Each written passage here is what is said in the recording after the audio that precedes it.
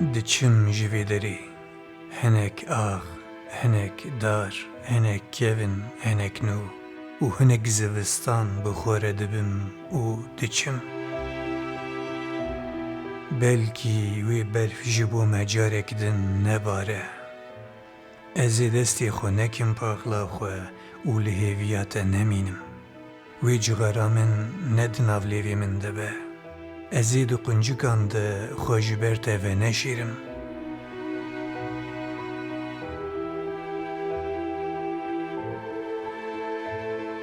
Li min negere û bikene. Bera piyê min bicemidin, xeman nexwe. Ez ê hinek germahî, hinek ronahî, hinek rojhilat, hinek rojava, hinek bakur, hinek başûr û hinek azadî bi xwe re bibim û biçim. Belkî jî kefenê min di tûrikê min de ye.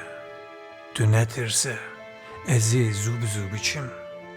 Hinek ta, hinek derzî, hinek sînor, hinek berxwedan û bêhna Kurdistanê bi xwe re dibim û diçim.